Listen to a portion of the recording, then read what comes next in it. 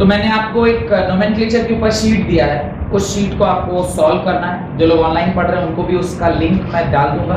Lecture number 5 में उसका link दिया हुआ है, उसको आप एक बार देख लीजिएगा और वहीं से उसे डाउनलोड करके आप उस शीट को लगा सकते हैं। आज हम लोग जीओसी को और फर्दर आगे बढ़ा रहे हैं। उसको बढ़ाने से पहले मैं चाहूंगा कि द कॉन्सेप्ट ऑफ हाइब्रिडाइजेशन आपको जानना बहुत जरूरी है।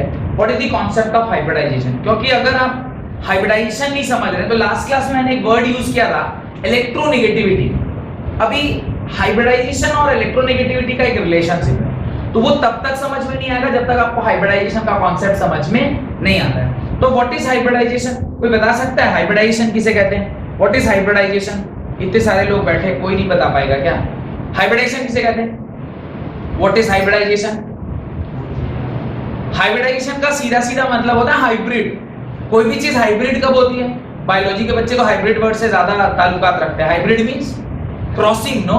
दो अलग अलग जीन्स को क्रॉस कराते हैं, that is only hybrid product निकलता है। जैसे बहुत सारे खेतीबाड़ी में हम लोग हाइब्रिड सीड्स यूज करते हैं। बीटी कॉटन, ये वन ऑफ द एग्जांपल है। मेरे को थोड़ा ध्यान है बीटी कॉटन के बारे में, कि बायोटेक्नोलॉजी से हमने वो कॉटन को डेवलप किया था, तो वो बीटी कॉटन सीड्स आते हैं। या फिर आज के दिन में आपने देखा होगा बहुत सारे ऐसे सब्जी या फल होते हैं जो जल्दी खराब नहीं होते, तो उसके लिए सड़ने का जो कंपोनेंट है उसको उसने थोड़ा लेट कर दिया।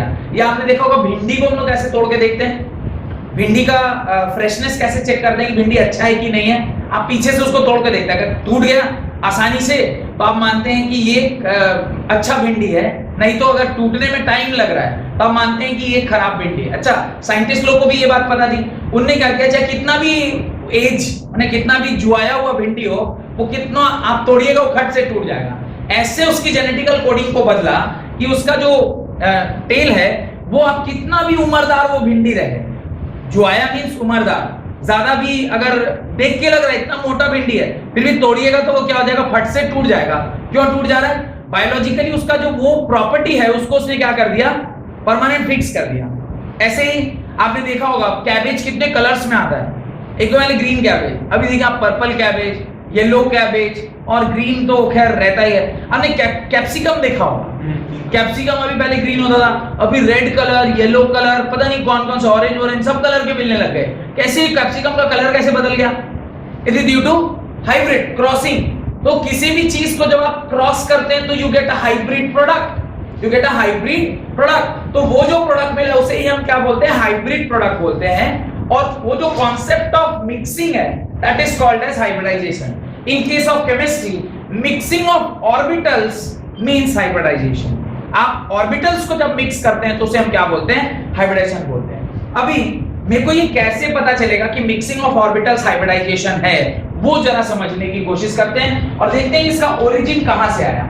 As such hybridisation 11th class में पढ़े होंगे आप लोग, मैं जस्ट थोड़ा सा रिवाइज करा देता हूं कि क्या है। लास्ट क्लास में मैंने आपको बताया था कि कार्बन का जो एक्चुअल स्ट्रक्चर होता है वो कुछ ऐसा होता है। वो कुछ कैसा होता है? कुछ इस प्रकार का होता है, जहां पर ये आपको ऐसे हाइड्रोजन और यहाँ पे डैश में भी क्या लगा होता है, हाइड्रोजन लगा हुआ होता है।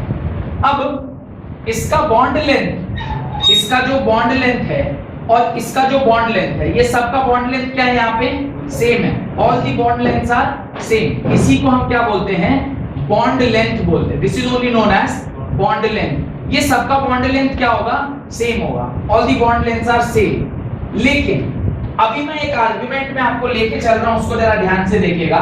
मैं कार्बन का जो एनर्जी डायग्राम है इन टर्म्स ऑफ ऑर्बिट उसको लिख रहा हूं। आप देखिए कार्बन का कॉन्फ़िगरेशन क्या लिखते हैं, 1s2 2s2 2p2। Carbon 6 1s2 2s2 2p2। अभी ये 1s2 है, आपने इस प्रकार से 1s2 को भर दिया। ये 2s2 है, आपने इस प्रकार से इसको भर दिया। और ये क्या है, 2p2 है, आपने इस प्रकार से इसको क्या कर दिया, भर दिया। अब कार्बन कितने बॉन्ड बना रहे हैं, आप देखकर बता सकते हैं कार्बन कितने बॉन्ड बना रहे हैं, 4 बॉन्ड बना रहे हैं। अगर कार्बन 4 बॉन्ड बना रहा है तो इसके 4 इलेक्ट्रॉन इसी प्रकार से होंगे ना, यहाँ पे इसके 4 इलेक्ट्रॉन और इसके भी ये चारों इलेक्ट्रॉन्स हैं हाइड्रोजन के और ये 4 इलेक्ट्रॉन हैं कार्बन के। यानी कुल मिलाकर 4 अनपेयर्ड इलेक्ट्रॉन अगर कार्बन में नहीं हुआ तो वो बॉन्ड फॉर्मेशन नहीं करेगा। 4 अनपेयर्ड इलेक्ट्रॉन को पहले हमें डेवलप करना होगा। तो वो कैसे डेवलप होगा? ये यहां से एक्साइट करके कहां चला जाएगा? यहां चला जाएगा और ये यहां से मिट जाएगा। अब ये इस प्रकार से एक्साइटेशन बॉन्ड बनाने के लिए हम लोग इस तरह से एक्साइटेशन करते हैं। क्लास 11th में आपने मॉलिक्यूलर ऑर्बिटल थ्योरी में इस तरह का कॉन्सेप्ट देखा था। अभी this was 1s2, this was 1s energy level, this is 2s energy level and this is 2p energy level. अब मैं यहां पर 4 बार हाइड्रोजन का एटॉमिक ऑर्बिटल बना रहा हूं। कितनी बारी? 4 बारी। वाई 4 बार? क्यों 4 बार मुझे बनाना चाहिए? कोई रीजन बताइए उसका। क्योंकि मुझे मेरे पास कितना हाइड्रोजन है? 4 हाइड्रोजन। अच्छा, हाइड्रोजन का जो एटॉमिक स्ट्रक्चर है, कॉन्फ़िगरेशन है, वो इलेक्ट्रॉनिक कॉन्फ़िगरेशन क्या है? 1s1। मैं इसको भी क्या लिख रहा हूं? 1s1। इसको भी क्या लिख रहा हूं? 1s1। इसको भी क्या लिख रहा हूं? 1s1 और इसको भी क्या लिख रहा हूं? 1s1। यानी ये भी 1s, ये भी 1s, ये भी 1s और ये भी 1s। यहां तक किसी को कोई डाउट है तो पहले पूछिए। होप कि यहां तक कोई डाउट नहीं होना चाहिए। अब अगर आपको यहां तक डाउट नहीं है तो कार्बन का मैं जरा ऑर्बिटल डायग्राम बना रहा हूं। ये तो उसका स्ट्रक्चर है। Now I am making the carbon का ऑर्बिटल डायग्राम। कार्बन के 4 इलेक्ट्रॉन हैं। एक इलेक्ट्रॉन कहां पे प्रेजेंट है? s ऑर्बिटल में। कौन से ऑर्बिटल में? 2s orbital. ये एक इलेक्ट्रॉन 2s में, ये बीच में आपका कार्बन है। ये एक इलेक्ट्रॉन कहां प्रेजेंट है? px में, या इसे मैं py बोलूं तो ये क्या है? px है। और एक कहां प्रेजेंट है? एक कहां पर प्रेजेंट है? pz में। This is present in pz। ये डायग्राम किसी को अगर नहीं समझ में आया तो पूछिए। इस डायग्राम में कोई डाउट है तो पूछिए। इस डायग्राम में कोई डाउट नहीं है। क्या डायग्राम है? s ऑर्बिटल ऐसा होता है, मैंने बताया था 11th में आपने पढ़ा होगा। ये pz pxyz। अब जरा ध्यान से देखिए, आप किसके साथ इसकी बॉन्डिंग करा रहे हैं? तो 4 बॉन्ड अगर है तो ये चारों इसके साथ ही बॉन्ड करेगा ना।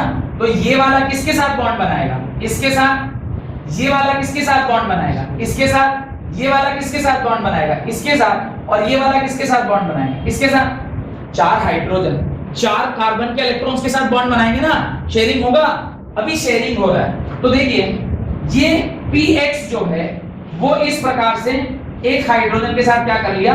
बॉन्ड बना लिया। तो ये इसको 2s1s, सॉरी ये px1s 2px1s ओवरलैपिंग है नहीं है? अभी देखिए यहां पे एक बॉन्ड बन रहा है, इसे आप क्या बोलोगे? 2py1s बॉन्डिंग है। इसको जरा ध्यान से देखिए, इसको जरा ध्यान से देखिए। ये क्या होगा? 2pz और 1s ओवरलैपिंग है। और एक इसको भी जरा ध्यान से देखिए। इसको जब आप ध्यान से देखेंगे तो ये होगा 1s 2s overlapping. This is 1s 2s overlapping. अभी तक कोई डाउट है तो पूछिए। यहां तक कोई डाउट है तो पूछ लीजिए। नहीं है यहां तक कोई डाउट? अब जरा ध्यान से मेरी बातों को समझिएगा कि यहां पर 2 तरह का ओवरलैपिंग हुआ है। एक ओवरलैपिंग हुआ है ss ओवरलैपिंग और ये 1 इन नंबर है। This is 1 in number.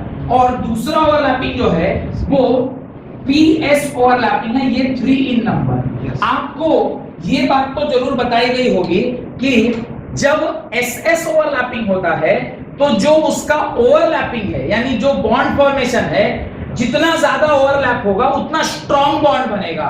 और जितना बॉन्ड स्ट्रेंथ ज्यादा उसका बॉन्ड लेंथ उतना कम।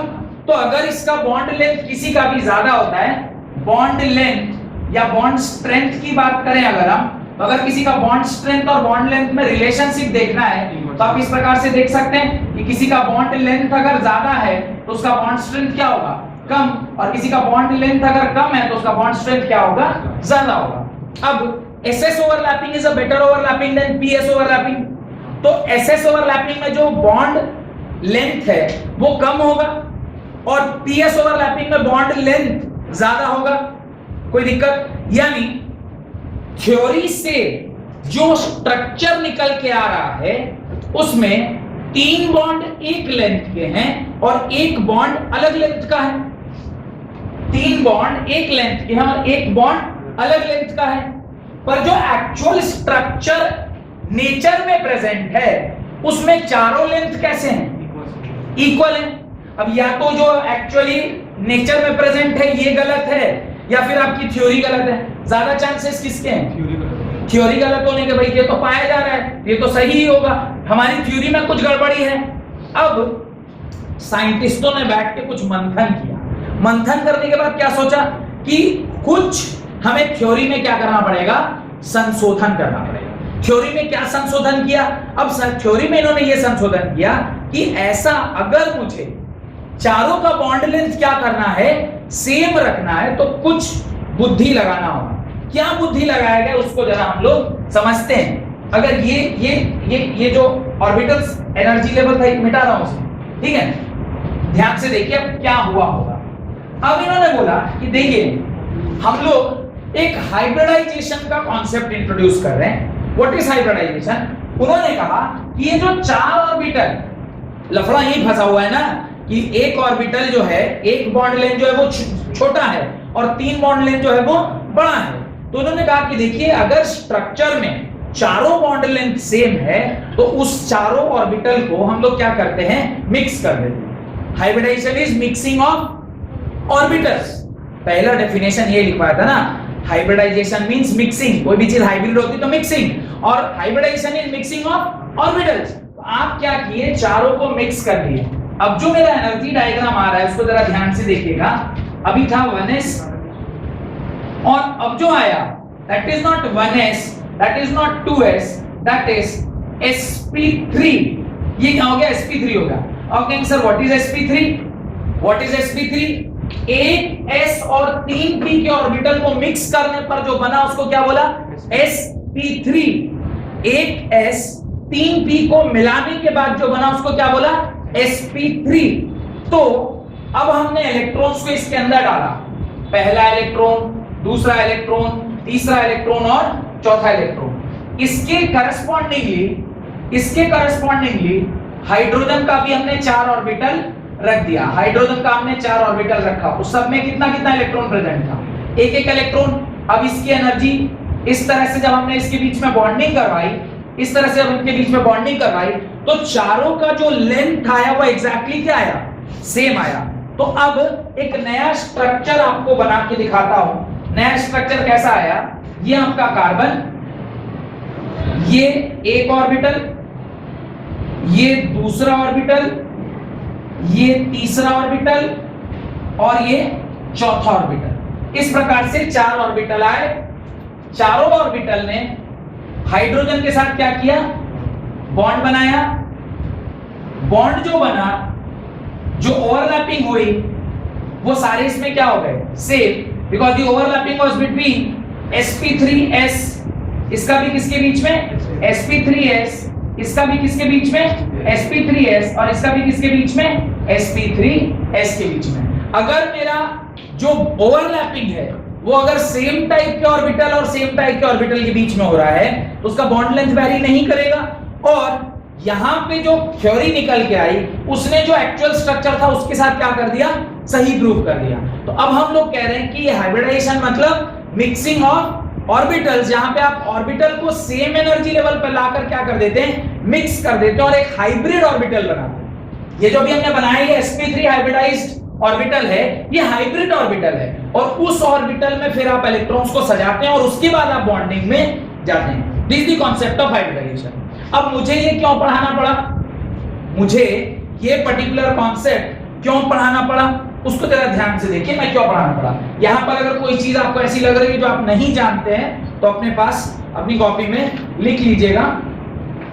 अब जो ये कॉन्सेप्ट जो यहां आया है उसको जरा ध्यान से देखते हैं कि क्या चीज इलेक्ट्रोनेगेटिविटी और हाइब्रिडाइजेशन के अंदर होता है। तीन तरह के हाइब्रिडाइज्ड ऑर्बिटल जो जनरली हम लोग को देखने को मिलते हैं, एक है sp3, एक है sp2 और एक है sp।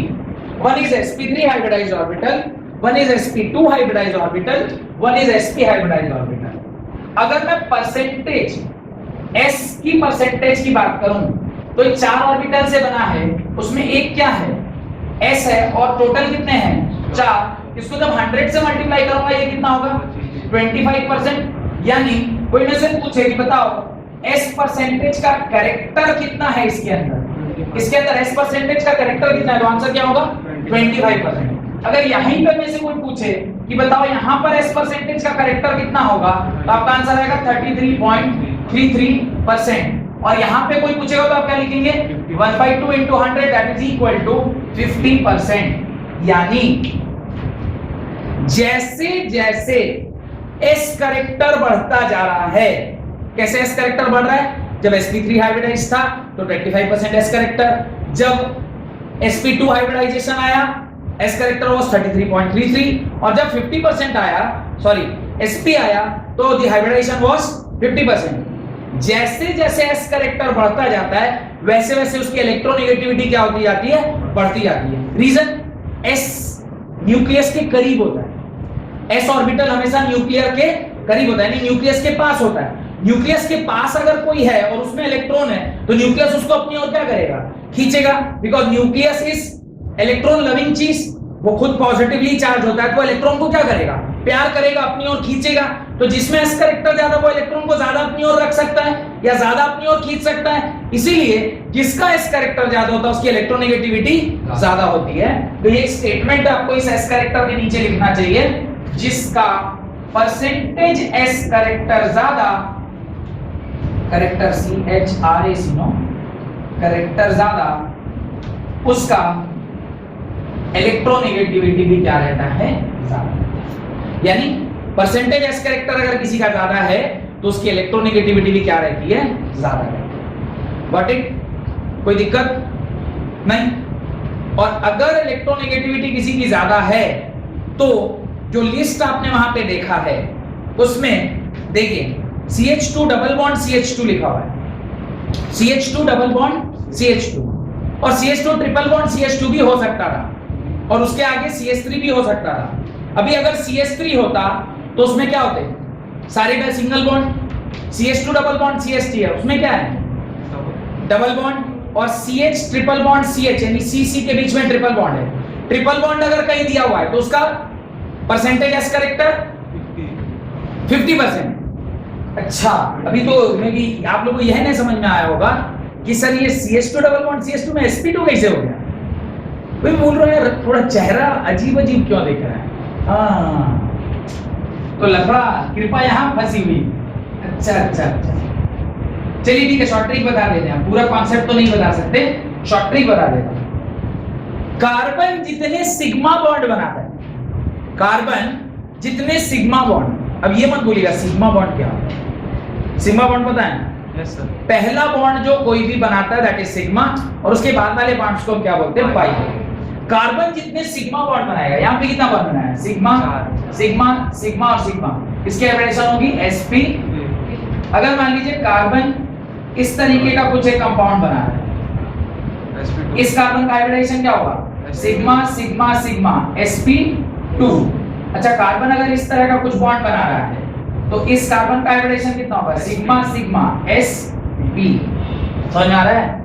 ये कोई तरीका नहीं है, शॉर्ट ट्रिक बता रहा हूँ। डोंट रहेंगे सर ने बोला था सिग्मा गिन लो उसको, फिर एक तरीका बता रहा हूँ कि यहाँ से कभी भी आपको गलत आंसर नहीं आएगा, पर ऐसा कोई नियम नहीं होता है कि इसका ऐसा ही होगा, बस एक शॉर्ट ट्रिक है कि जिससे आपका आंसर एटलीस्ट सही आएगा। पूरा कॉन्सेप्ट तो अभी नहीं बता सकता, क्लास 11th में आपको जाना पड़ेगा उसके लिए, और केमिकल बॉन्डिंग मेरा जो लेक्चर सीरीज होगा उसे देखना पड़ेगा, ठीक है? तो मैं आपको एकदम बेसिक से बताऊंगा कि कैसे सिग्मा आया, what is the way in which sigma comes. Done. तो ये इस तरह से आपने हाइब्रिडेशन निकाला। अब मुझे बताइए इसमें इसमें और इसमें सबसे ज्यादा इलेक्ट्रोनेगेटिविटी किसकी होगी, किसकी, फिर ये समझ में आ रहा? अच्छा, sp मतलब ये इलेक्ट्रॉन रखना चाहता है, देना चाहता है, sp मतलब ये इलेक्ट्रॉन रखेगा कि देगा, ऑब्वियसली रखेगा, क्योंकि sp मींस s कैरेक्टर ज्यादा, s कैरेक्टर ज्यादा मींस इलेक्ट्रोनेगेटिविटी ज्यादा, इलेक्ट्रोनेगेटिविटी ज्यादा यानी इलेक्ट्रॉन को रखेगा, तो ये प्लस आई इफेक्ट दिखाएगा, माइनस आई इफेक्ट दिखाएगा, माइनस आई इफेक्ट। इलेक्ट्रॉन रखना चाहता है तो माइनस आई इफेक्ट, इलेक्ट्रॉन देना चाहता है तो प्लस आई इफेक्ट। आप उस लिस्ट में देखिए ऊपर क्या है, माइनस आई इफेक्ट है, और उसमें क्या लिखा हुआ है, CH2 डबल बॉन्ड CH2। इसके आगे क्या होना चाहिए, CH ट्रिपल बॉन्ड CH, और इसके बाद क्या होना चाहिए, CH3 होना चाहिए। ये समझ में आ रहा है क्यों?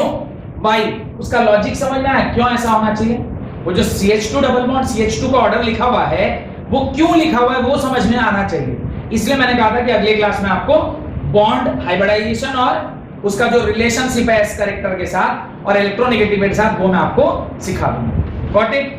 अब एप्लीकेशन ऑफ इंडक्टिव इफेक्ट देखिए, नेक्स्ट जो आपका वहां पॉइंट लिखा हुआ है that is application of inductive effect. Inductive effect में आप किस प्रकार से एप्लीकेशन उसका चेक करते? आप डाइपोल जो मूवमेंट है वो निकाल सकते हैं। मैंने लास्ट क्लास में बताया होगा डाइपोल मूवमेंट मतलब शेयर्ड पेयर ऑफ इलेक्ट्रॉन किस प्रकार से किधर ज्यादा खींचा जा रहा है, जिसमें इलेक्ट्रोनेगेटिविटी स्ट्रेंथ ज्यादा होगी वो शेयर्ड पेयर ऑफ इलेक्ट्रॉन को क्या करेगा, ज्यादा खींचेगा, और जो ज्यादा खींचेगा उसका डाइपोल मोमेंट भी क्या होगा, ज्यादा होगा। इसलिए आप देखें वैल्यू 1.83 किसके लिए दिया हुआ है, क्लोरीन, 1.79 किसके लिए दिया हुआ है, ब्रोमीन, 1.648 किसके लिए दिया हुआ है, आयोडीन। जैसे जैसे साइज बड़ा होता जा रहा है, ब्रोमीन सबसे ऊपर, क्लोरीन, फिर ब्रोमीन, फिर आयोडीन। क्लोरीन के इलेक्ट्रोनेगेटिविटी सबसे ज्यादा, क्लोरीन के इलेक्ट्रोनेगेटिविटी सबसे ज्यादा, तो इलेक्ट्रॉन को ज्यादा अच्छा खींचेगा। जितना ज्यादा अच्छा खींचेगा उतना ज्यादा डाइपोल मोमेंट डेवलप करेगा, इसलिए इसकी वैल्यू क्या है, ज्यादा दी गई। डन। अब नेक्स्ट एग्जांपल देखिए, बॉन्ड लेंथ के बारे में बताया। बॉन्ड लेंथ का क्या है, bond length is dependent on overlapping. Fluorine उसका कॉन्फ़िगरेशन लिखेंगे, क्या ओवरलैपिंग आएगा, फ्लोरीन का नंबर कितना होता है, 9, 2, 7, 1s2, 1s2, 2s2, 2p, 2p5। Last electron कहां गया हुआ, p में, और c का लास्ट इलेक्ट्रॉन किसमें जाता है, 1s2, 2s2, 2p2, pp दोनों सेम साइज। अगर साइज सेम होगा तो ओवरलैपिंग ऑलवेज बेटर होगा। मैं अपना हाथ अपने बेटे से मिलाऊं और मैं अपना हाथ आप लोग जो ऑलरेडी मैच्योर हो चुके हैं उनसे मिलाऊं, किससे परफेक्ट हाथ मिलेगा मेरा, सेम जो हाथ साइज का होगा उसी के साथ ना। मेरे बेटे के साथ मैं हाथ मिलाऊंगा, उसका हाथ तो इतना छोटा सा है, उसके साथ कैसे मिलेगा, पूरा मिला पाऊंगा, वो ऐसे दबा। देखा है जनरली जब आप छोटे थे तो कोई बड़े बड़े भैया लोग ऐसे ऐसे हाथ दबाए होंगे ना, कभी आप लोग का कचका देते हैं, खेला भी नहीं हो रहा, ये हाथ मिलाने के लिए और ऐसा दबा दिया कि बस कहानी है साहब। तो वो परफेक्ट मैच नहीं हुआ। परफेक्ट मैच मींस ओवरलैपिंग क्या होना चाहिए, परफेक्ट। जितना सेम साइज वाला होगा उसका ओवरलैपिंग क्या होगा, परफेक्ट होगा। ओवरलैपिंग परफेक्ट होगा तो इंटरेक्शन ज्यादा, इंटरेक्शन ज्यादा तो बॉन्ड लेंथ कम और बॉन्ड स्ट्रेंथ बहुत ज्यादा। अच्छा, जैसे जैसे मिसमैच ऑफ साइज होगा, मिसमैच ऑफ साइज का क्या मतलब होता है, अभी ये आपका कार्बन है, ये आपका फ्लोरीन है, ये एक मैचिंग है, ये आपका कार्बन अभी भी इतना ही बड़ा है पर अब क्लोरीन आ गया तो अभी मिसमैच थोड़ा कम हुआ। ये आपका कार्बन तो उतना ही बड़ा था, अभी क्लोरीन के बाद ये क्या आ गया, ब्रोमीन आ गया, दिस इज ब्रोमीन। अभी जो मिसमैच, अभी जो ये मैचिंग है ये पहले से और थोड़ा कम हो गया और उसके बाद ये ब्रोमीन हो गया, और फिर लास्ट देखिए ये आपका क्लोरीन है और यहाँ पे मान लीजिए ये आयोडीन है, ये आपका क्या हो गया, आयोडीन है। ये मिसमैच हो गया ना, आप देख पा रहे हो ओवरलैपिंग सबसे ज्यादा कहाँ पे, यहाँ पे, फिर यहाँ पे, फिर सबसे कम ओवरलैपिंग कहाँ पे, आयोडीन के केस में। जब कभी भी इस तरह का मिसमैच होगा तो उसका बॉन्ड लेंथ क्या होता जाएगा, डिक्रीज करता जाएगा। इसलिए आप ऑर्डर देखिए, आयोडीन में बॉन्ड लेंथ क्या है, 2.14, बॉन्ड लेंथ ज्यादा, बॉन्ड स्ट्रेंथ कम। ये बॉन्ड स्ट्रेंथ कम, एक्सटेंट ऑफ ओवरलैपिंग कम मींस बॉन्ड स्ट्रेंथ कम। जिसका बॉन्ड स्ट्रेंथ कम उसका बॉन्ड लेंथ ज्यादा। ये जो लिखा है इसको मिटा दो, ये सब लिख लिया ना आप लोगों ने। चलिए नेक्स्ट देखिए क्या है बॉन्ड लेंथ के बाद, बॉन्ड लेंथ के बाद strength of fatty acid, strength of acid, strength of acid. ध्यान से देखिएगा, स्ट्रेंथ ऑफ फैटी एसिड। एक एग्जांपल ले लेते हैं और उसके बाद कोशिश करते हैं फैटी एसिड का स्ट्रेंथ निकालने की। आप देखिए एक example, CH3 C double bond OH, this is one of the fatty acids जिसको हम लोग एसिटिक एसिड के नाम से जानते हैं। अब मुझे ये चेक करना है कि इसका एसिडिक स्ट्रेंथ कितना ज्यादा है। देखिए ध्यान से समझिएगा तो समझ में आ जाएगा। किसी भी कंपाउंड में एसिडिक स्ट्रेंथ कैसे चेक करना, इसके लिए बेसिक डेफिनेशन ऑफ एसिड के पास है। What is the basic definition of acid? The basic definition of acid is जो H+ दे वो acid. The basic definition of acid is जो H+ दे वो एसिड। अब H+ देने वाला मतलब ये बॉन्ड आसानी से टूटना चाहिए और यहां से क्या निकलना चाहिए? H+ निकलना चाहिए। ये बॉन्ड टूटना चाहिए और यहां पे आसानी से क्या निकलना चाहिए? H+ निकलना चाहिए। यहां तक कोई डाउट है? अब जरा आप सोचिए ये कब इस बॉन्ड को तोड़ेगा। तो पहले हम तोड़ लेते हैं, फिर चेक करेंगे ना कि तोड़ने के बाद क्या बन रहा है, उसके हिसाब से चेक करेंगे कि तोड़ेगा कि नहीं तोड़ेगा। जब ये बॉन्ड टूटेगा तो क्या बनाएगा? CH3 C double bond O O minus और यहां साथ में क्या बनेगा? H+। मैं कब किसी को अपने पास से बोलूंगा मुझे छोड़ के चले जाओ? जब मैं देखूंगा कि इसके रहने से मुझे कोई विशेष फायदा नहीं हो रहा, उल्टा नुकसान है। तभी ना किसी भी आदमी के साथ आप साथ कब उसका छोड़ देते हैं? जब लगता है कि इसके साथ आप बंदर गए, ये तो खुद तो डूबेगा, साला हमको भी डुबाएगा, तभी ना आप उसका साथ छोड़ देते हैं। ये एसिड लोग भी बहुत होशियार है, ये भी समझता है कि कब इसको पकड़ के रखना है, कब इसको छोड़ना है। जिस केस में ये इसको पकड़ के रखेगा वो वीक एसिड होगा। ऐसे केस में जब ये इसको पकड़ के रख रहा है, नहीं छोड़ रहा, तो ये वीक एसिड है। क्यों? एसिड का डेफिनेशन क्या है? जो H+ को दे, आई बोल रहे नहीं H+ रहेगा, ठीक रहेगा। कई बार ऐसा होता है ना कि आप लोग कहीं ऐसे घूमने गए तो आप कहते नहीं यार दोस्त तुम भी रुको ना, तुम भी रुके रहो, बातचीत करते वक्त तुम भी रहो, एक साथ बात करें। ये सब इनिशियल फेज में होता है, जब आप बॉय लड़कियां जब बॉय क्या बोलेंगे, लड़की के पास जाती है जब पहले स्टार्टिंग में, तो एक अकेले नहीं जाए, फिर 2-3 दोस्त के साथ जाए। धीरे धीरे ऐसा होता है कि अब दोस्त लोग जा रही बोल रहे हैं ना, वे कहाँ जा रही है? जीजा जी है ना, किधर निकल रही, उधर कहाँ जा रही है? स्टार्टिंग में बोली चल साथ में चल, दोनों मिल के बात करेंगे, क्या बात है देखते हैं, ऐसे होता है। तो आप अगर इसको अपने पास पकड़ के रखें, इसका मतलब वीक एसिड है, क्योंकि आप नहीं चाहते कि वो जाए। लेकिन अगर ये स्ट्रॉन्ग एसिड होगा, स्ट्रॉन्ग एसिड मतलब ये चाहेगा कि चला भी जाए उसे कोई खास फर्क नहीं पड़ता है, तो ये ठीक है तुम जाओ, छोड़ देगा इसको। और अगर ये ज्यादा छोड़े मतलब ये अच्छा एसिड, एक्चुअली एसिडिक स्ट्रेंथ कैसे पता करते हैं? क्लास 10th में आपको पढ़ाया गया होगा, डिग्री ऑफ डिसोसिएशन। जिसकी डिग्री ऑफ डिसोसिएशन ज्यादा वो अच्छा एसिड, या स्ट्रॉन्ग एसिड जिसकी डिग्री ऑफ डिसोसिएशन कम वो वीक एसिड। ये नॉर्मल है। डिग्री ऑफ डिसोसिएशन मींस आप H+ को क्या बोल रहे हैं? जाओ चाहे पकड़े रहो। अगर आपने उसको छोड़ दिया तो आपका डिग्री ऑफ डिसोसिएशन हाई है। If your degree of dissociation is high means आप एक स्ट्रॉन्ग एसिड है, आपका एसिडिक स्ट्रेंथ ज्यादा है।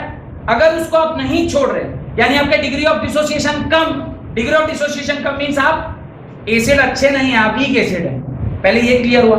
अब इसको मैं छोड़ूंगा, ये डिपेंड करेगा कि इसको छोड़ने के बाद मेरी क्या हालत होगी। किसी को भी कोई आदमी जब छोड़ता है तो उसके बाद चेक करेगा, नहीं चला जाएगा तो मेरा क्या होगा, फिर चेक करेंगे क्या होगा। इसका क्या होगा मींस ये जो नेगेटिवली चार्ज्ड आयन यहां प्रोड्यूस हुआ है उसकी स्टेबिलिटी चेक कर लेते हैं, वेदर ये स्टेबल है कि नहीं स्टेबल है। चेक करते हैं ये स्टेबल है कि नहीं।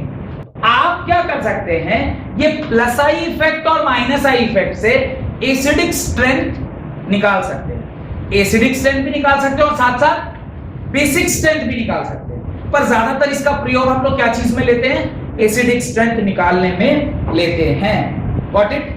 जितना ज्यादा आप उसमें से इलेक्ट्रॉन को खींचेंगे यानी जितना ज्यादा अच्छा वो इफेक्ट लगेगा, माइनस आई इफेक्ट लगेगा, एसिडिक स्ट्रेंथ उसी प्रकार से क्या हो जाएगी, बदलती चली जाएगी। तो ये भी एक इंपैक्ट है, ये भी एक यूज है इंडक्टिव इफेक्ट का। और लास्ट पॉइंट लिखा है रिएक्टिविटी ऑफ अल्काइल हैलाइड। ये रिएक्टिविटी ऑफ अल्काइल हैलाइड क्या चीज होती है, इसको हम लोग SN1 मैकेनिज्म के अंदर पढ़ेंगे, जो कि हेलो एल्कीन्स के अंदर मैं आपको पढ़ाऊंगा। तो कुल बस ध्यान रखना है कि इस तरह से प्लस आई इफेक्ट और माइनस आई इफेक्ट आपको किस किस तरह के एप्लीकेशंस के थ्रू ले जा सकता है। नेक्स्ट जो कॉन्सेप्ट है दैट इज मेसोमेरिक इफेक्ट, या इसी को दूसरा नाम क्या देते हैं, रेजोनेंस।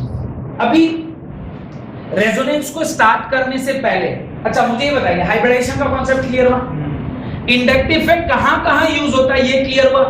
आप इंडक्टिव इफेक्ट से क्या निकालते हैं, डाइपोल मोमेंट। आप इंडक्टिव इफेक्ट से क्या निकालते हैं, आप उससे निकालते हैं एसिड स्ट्रेंथ, बेसिक स्ट्रेंथ, आप और क्या निकालते हैं, बॉन्ड लेंथ निकालते हैं। हाइब्रिडाइजेशन का कॉन्सेप्ट आपका क्लियर हो गया, कैसे कैसे हाइब्रिडाइजेशन बढ़ेगा, एस कैरेक्टर बढ़ेगा तो इलेक्ट्रोनेगेटिविटी कैसे कैसे बढ़ती जाएगी, ये सारा चीज आपका क्लियर हो गया। ये इसके एप्लीकेशन है। वैसे बहुत डिटेल में एप्लीकेशन को अगर देखना है तो आपको क्लास 11th के वीडियोस को देखना चाहिए, वहीं पर मैंने बहुत अच्छे से क्या दिखाया आपको, ये जो इंडक्टिव इफेक्ट का एप्लीकेशन, एसिडिक स्ट्रेंथ निकालना, बेसिक स्ट्रेंथ निकालना, वो सारा डिटेल में वहां पे पढ़ाया है। अब देखिए मेसोमेरिक इफेक्ट क्या है।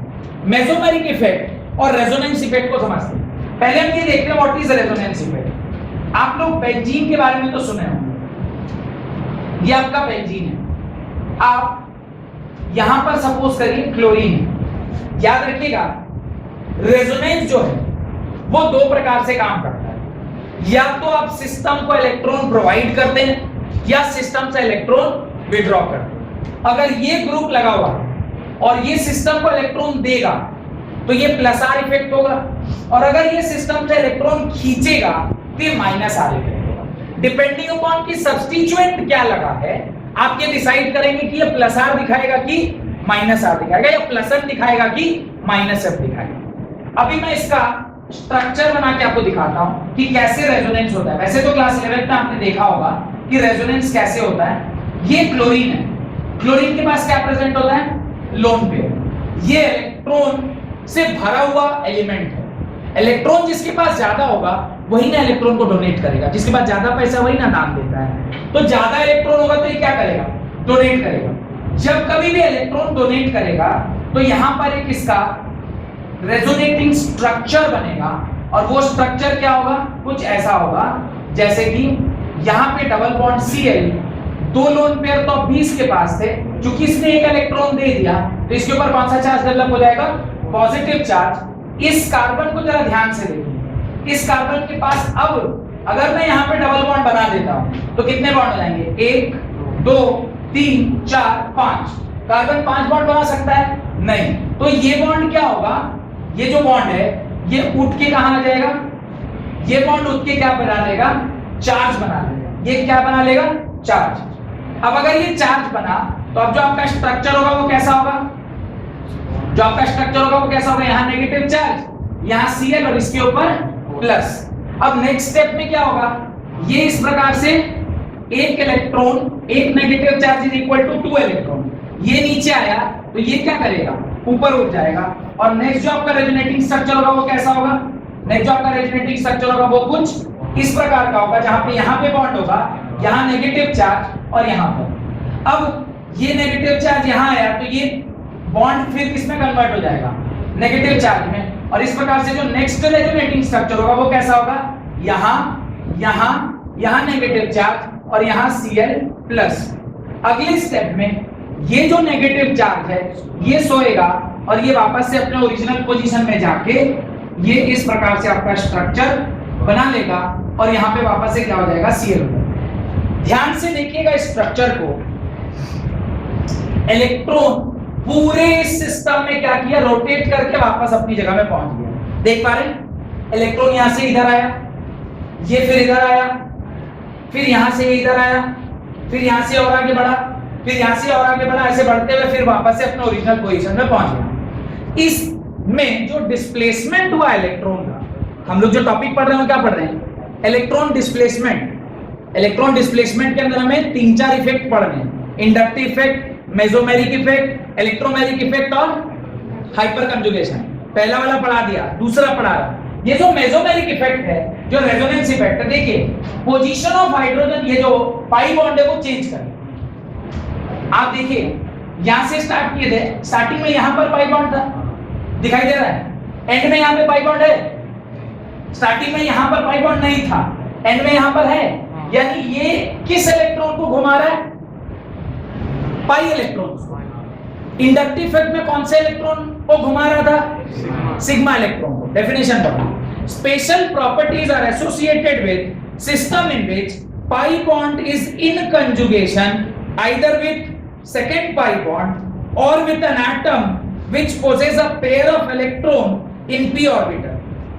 दो केस में ये कॉन्जुगेशन संभव है, या तो दो पाई बॉन्ड होने चाहिए या फिर एक ऐसा एलिमेंट होना चाहिए जिसके पास क्या हो? Lone pair. हमने जो अभी लिया है वो कौन सा केस है? जहां पर लोन पेयर है। एक मैं वो भी केस दिखा देता हूं जहां पे दो पाई बॉन्ड हो। CH2 double bond CH, single bond CH, double bond CH2। ध्यान से देखिए, ये एक पाई बॉन्ड टूटेगा तो ऐसा भी हो सकता है कि ये बॉन्ड इधर आ जाए और ये बॉन्ड क्या हो जाए? Negative charge. इसका जो कंजुगेटिंग स्ट्रक्चर होगा उसको जरा ध्यान से देखिएगा तो ऐसा होगा, इसके ऊपर positive charge, this is CH, double bond CH, ये सिंगल बॉन्ड CH2 माइनस। अभी क्या किया आपने? दो पाई बॉन्ड से दो चार्ज पार्टिकल को क्या कर दिया? यानी दो चार्ज जोन, यानी दो चार्ज पोलैरिटी को डेवलप कर दिया। ये भी एक तरीका है कॉन्जुगेशन का, ये भी एक तरीका है कॉन्जुगेशन का। Either lone pair converts this particle into positive and negative charge, or two pi bonds can also change it into positive and negative charge। आप क्या करते हैं? रेजोनेंस की मदद से पाई इलेक्ट्रॉन्स को मूवमेंट कराते हैं। पाई इलेक्ट्रॉन्स को, पाई इलेक्ट्रॉन यहां पर भी था, आपने पाई इलेक्ट्रॉन को मूव कराया, यहां पर भी पाई इलेक्ट्रॉन क्या कर रहे? मूव कर रहे। आगे पढ़िए। These are stabilization energy, single bond length which are shorter than those in the non-conjugated compound and the modification of dipolar property। आपने रेजोनेंस करके उसके डाइपोलर प्रॉपर्टी को चेंज कर दिया। earlier it was neutral, now it is dipolar। आपने उसको dipolar में convert कर दिया। This is the phenomena called as resonance. अब वो कब कब रेजोनेंस हो सकता है? तो दो केस बताया, pi bond conjugation. Pi bond conjugation A point लिखा है और बी पॉइंट देखिए क्या लिखा है? Pi bond p orbital conjugation. Pi bond p orbital conjugation. तो पी ऑर्बिटल में दो इलेक्ट्रॉन, उसको पाई बॉन्ड के साथ होगा तो भी आप रेजोनेंस करा सकते हैं, या फिर पाई बॉन्ड अगर एक साथ हुआ तो उसको भी आप रेजोनेंस में ले जा सकते हैं। तो कंडीशन ऑफ रेजोनेंस क्या याद रखना है? There are two conditions of resonance. One is दो पाई बॉन्ड कंजुगेशन में हो, दो पाई बॉन्ड कंजुगेशन में हो तो रेजोनेंस होगा, और एक पाई बॉन्ड एक पी ऑर्बिटल इलेक्ट्रॉन्स के साथ अगर रहे तो भी वहां पे कंजुगेशन होता है। दोनों का डायग्राम देख के यहां पे मैंने पाई बॉन्ड वाला बनाया और यहां पे pi bond with P orbital वाला बनाया, उसी का एग्जांपल उसमें वहां पर दिया हुआ। अब रूल्स क्या कहते हैं? एक पाई बॉन्ड टूटेगा तो वो एक जगह पॉजिटिव और एक जगह नेगेटिव बनाएगा। एक पाई बॉन्ड टूटेगा, एक जगह पॉजिटिव और एक जगह नेगेटिव बनाएगा। एक्चुअली ये पूरा प्रोसेस नहीं, पूरा प्रोसेस क्या होता है ध्यान से देखिए। CH2 double bond CH single bond double bond CH2, ये भी बॉन्ड टूटा, ये भी बॉन्ड टूटा। ये बॉन्ड टूटेगा तो क्या होगा?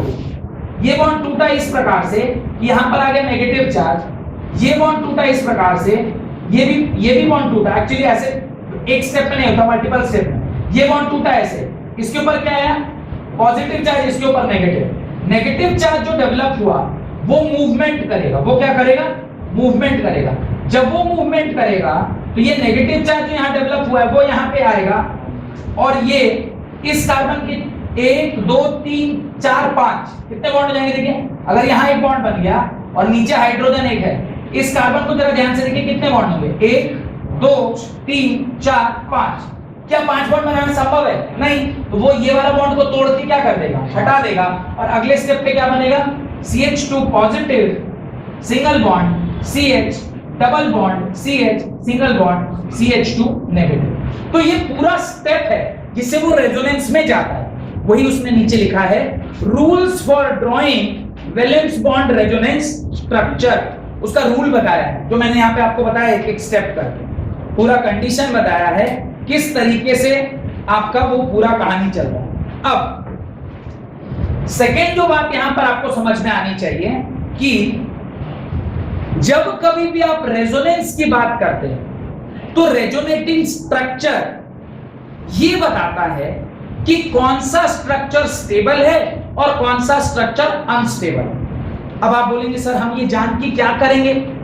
जो स्टेबल स्ट्रक्चर होगा वही बॉन्डिंग में टेक पार्ट लेगा, जो अनस्टेबल स्ट्रक्चर होगा वही बॉन्डिंग में टेक पार्ट लेगा। जो स्टेबल स्ट्रक्चर होगा बॉन्डिंग में जाएगा, क्यों जाएगा? स्टेबल है, क्यों टेंशन लेना है? What it?